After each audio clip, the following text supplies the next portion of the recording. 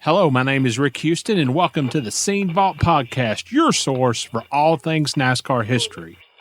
Presented by Las Vegas Motor Speedway, America's racing showplace.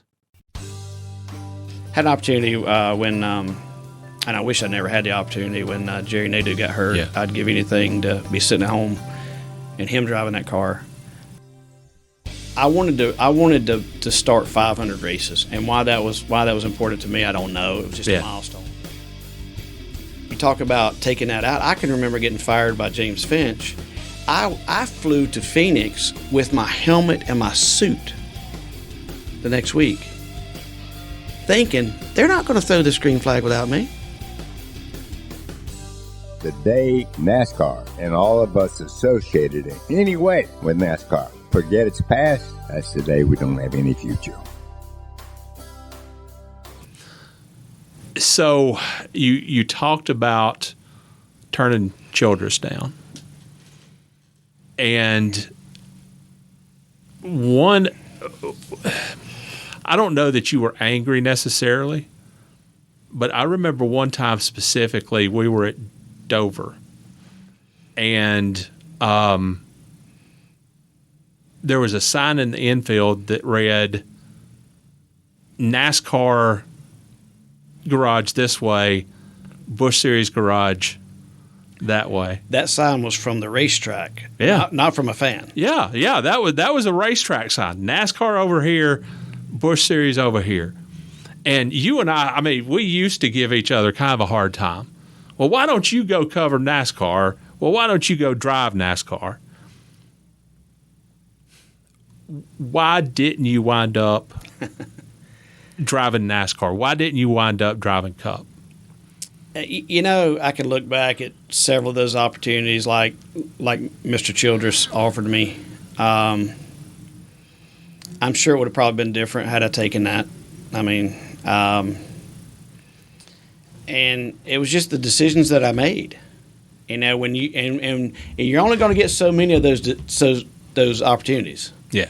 And the timing, I didn't choose to take those at that time for whatever the reason possibly was. You know, Was that the biggest one that you were offered, or I know you drove? I know you drove for Dale DEI. We did a chance to race Dale Jr.'s team there. That was one I wish I would have gotten back and tried again, because we were winning in the Busch Series and got the opportunity to do a race chance to, and at that time the DEI cars were not stellar cars. So to put me in a car that go to Chicago and represent them, I felt like I was going to qualify no matter what, because that's just the way that I did, and to go up there and not make the race for them, it really affected me mentally, and that's kind of what, you know, I'm like, well, that's the Cup Series. I'm gonna focus on the Busch Series, and let's kind of, and had an opportunity when, and I wish I never had the opportunity when Jerry Nadeau got hurt. Yeah. I'd give anything to be sitting at home and him driving that car, but then I was able to drive the Pennzoil car when they had to deal with Steve Park. But really nothing beyond that. But I think the probably the most important, or the most valid one, would have been the Childress one. And I really couldn't look beyond the limited schedule to where we were going with it. And that was just the immaturity on myself at that time. But I go back, my decisions were not based on, I mean, Greg Pollux was good to me for a very long time. So my decision, my loyalty was with you know, I didn't want to leave him, because I wouldn't have won those 4 races and had those opportunities and everything, because had the phone not rang that day from him, I wouldn't have those I would have won one race in 95 and never been heard from again. So the loyalty, I think, is going out of the sport a lot. And I'm not trying to put my, raise my hand and say I was loyal, but I felt true to what Greg was trying to do, and still to this day. I saw him last week at Sherry's memorial, and I mean, he's just a valuable friend of mine, and I still think that way. How did you wind up leaving? Actually, after that year, we did the Miller High Life thing. He came to me late in that year and said, "Look, I got a driver with a sponsor." He said, "I can't put together a sponsor for you right now. I'll keep working on it." And I said, "Well, I mean, I can't. We've been honest with each other, and that was a whole different deal because it wasn't like he was abandoning me. He was being very honest with me." And that's when Kenny brought the AutoZone. Kenny Wallace brought the AutoZone sponsorship in there, and then I started moving around a little bit here and there, and was able to. I thought I was going to get the Kleenex car right off the get go, and they chose to go with a Cup driver, and left me kind of in limbo again. And then when the Cup driver deal didn't work out, is when I was able to drive for them more full time. And so you drove for James Finch at one time. Mm-hmm. If there were two people in the garage that I couldn't see working together, it would be Jason Keller and James Finch. Your personalities just don't seem to mesh. Mm-hmm. What was that experience like? Learning. A big learning experience. I went into that. For me, his team was down in South Carolina, about 30 minutes from home. I missed being at the shop. So some of the other things kind of made my decision for me. I'm going to spend time in the shop. We're going to do good. It was just a different style. I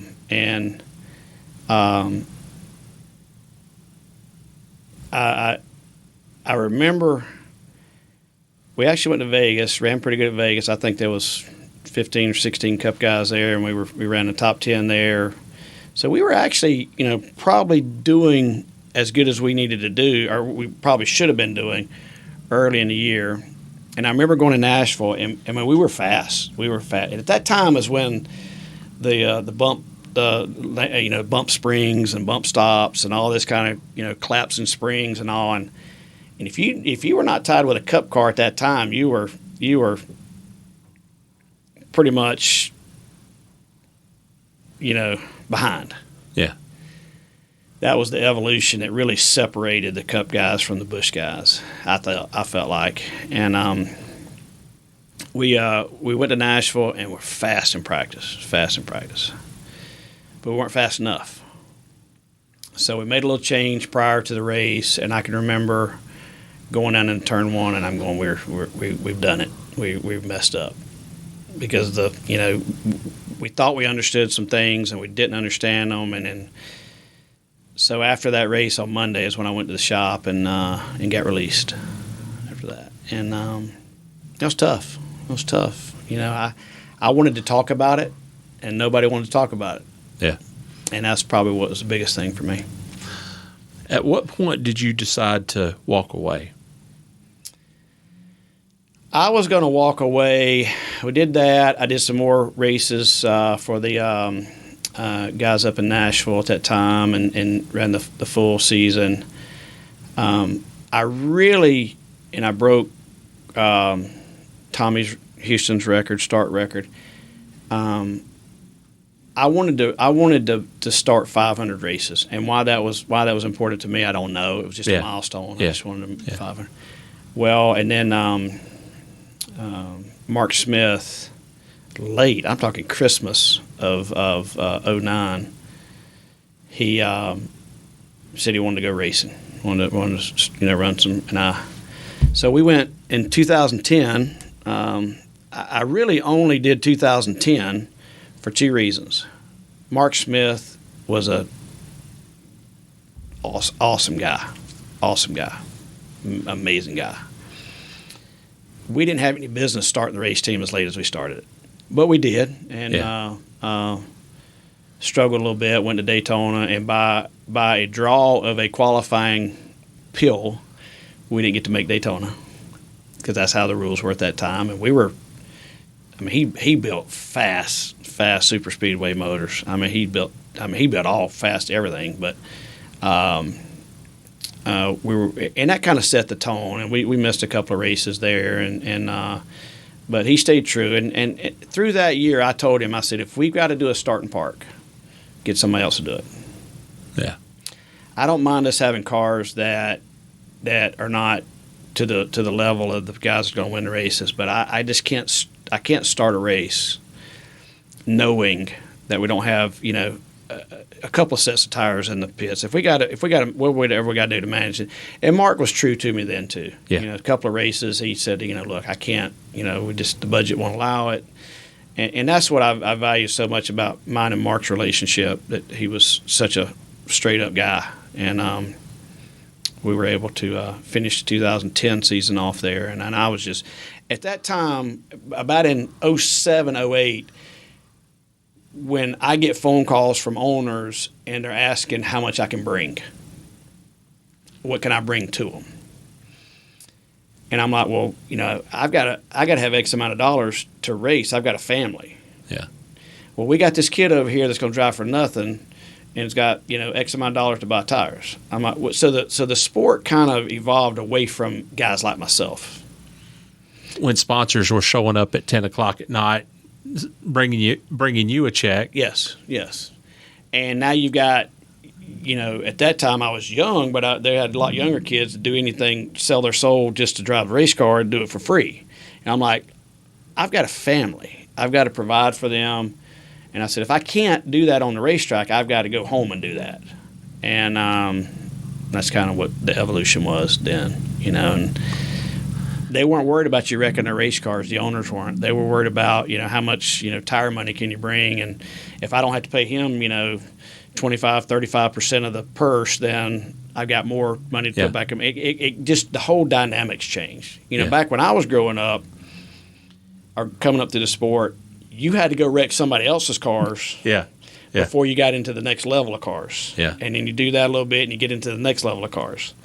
And that had changed by probably 08, 09, 10. All right. So you said something before we started recording that really hit home with me, and I want to preface it by saying this.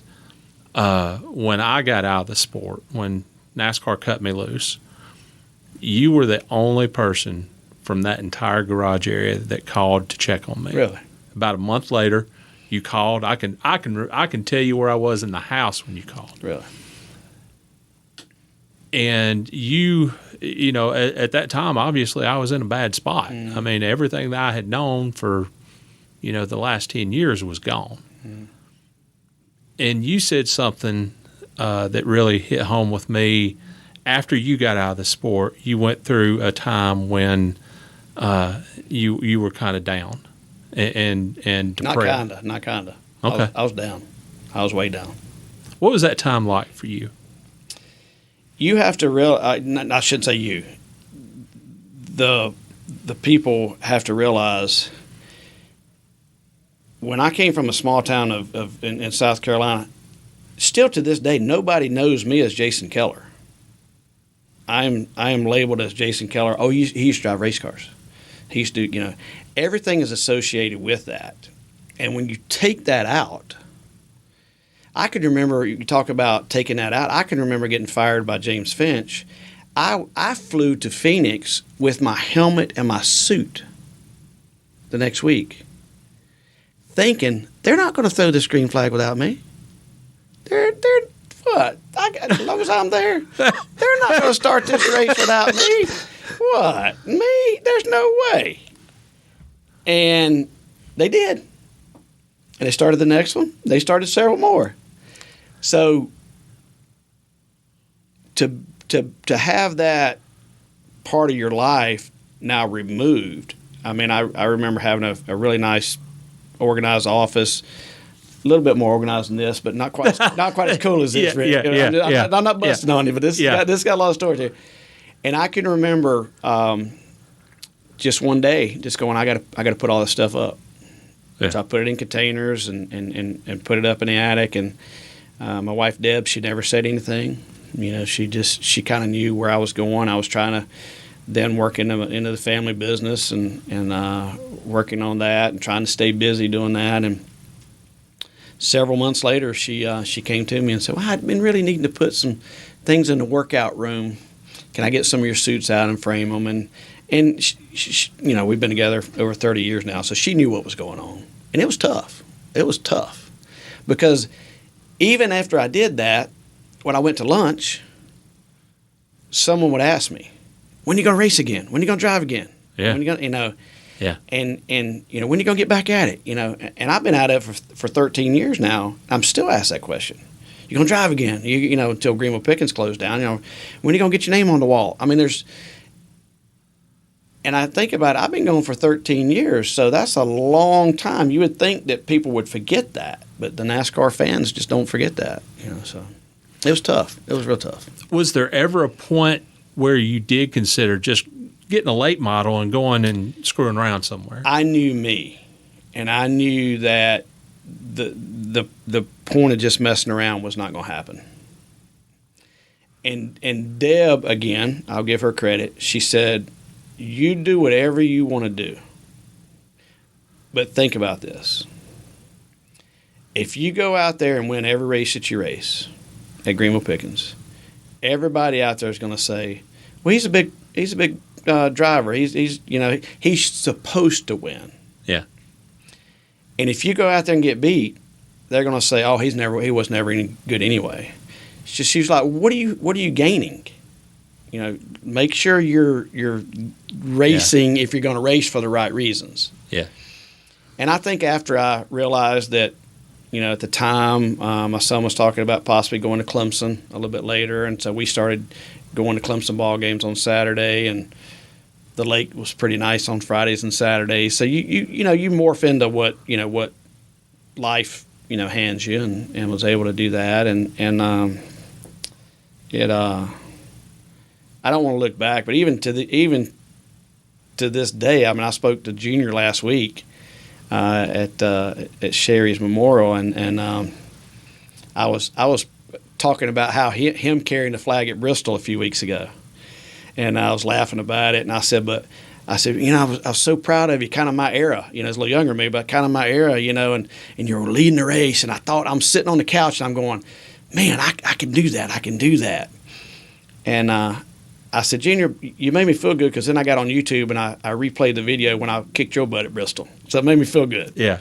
So let's just watch videos and not do it. And so he said, he kind of laughed and he said, now, if you ever want to run a late model, we'll try to put something together. And I know he was just kidding, but I'm just like, I just don't know that, although I want to think I could, but, these kids now, they're on these video games. It's just a whole different evolution than, I shouldn't say evolution, it's a whole different world we live in now in NASCAR. So I got a few trophies, so a few stories. How are you spending most of your time these days? Right now, raising a 7-month-old little girl, which is something. You talk about the evolution and how things work. Deb and I are primary caregivers to our granddaughter currently, and it's been tough. I laugh and go, back then when our kids were born, I was a part-time dad. Yeah. That motorhome was quiet at the racetrack. Yeah. It was quiet. And it was my few days a week to get away and get some sleep. You probably see the bags. These are not for just age, but beautiful little girl. But it's different. I never felt like I'd do that at 53. But you do what you got to do. And my wife is doing 1,000 times more than I'm doing with it. But I can promise you, I've changed more dirty diapers than I have than I ever did with my kids. I can promise you that. So, but staying busy. Deb and I, We bought the family business in 12, a couple of years after I retired. Now my son's come in that, so we're still kicking down in South Carolina and doing okay, and going to a couple of car shows. My dad's still around. He's having trouble walking more with a neuropathy in his feet, but I love going to car shows with him and just looking, talking. It's not at the racetrack, but it's the car shows. But he's with me now. We're talking about going to a car show in the next couple of weekends.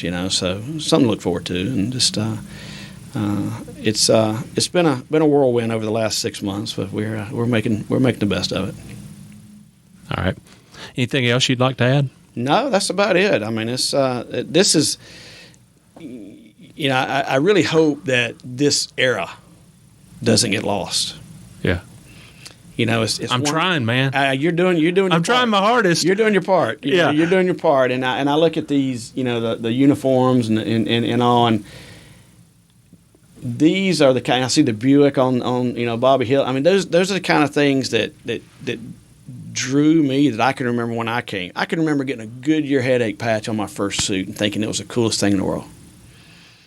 And so I hope that this generation, as they've kind of got into the sport in a different way, I just don't want this to be, lost. I don't want it to be viewed if I do go to the racetrack, that's the old guy, but because what we did kind of moved into what they're doing now, so it all kind of goes together.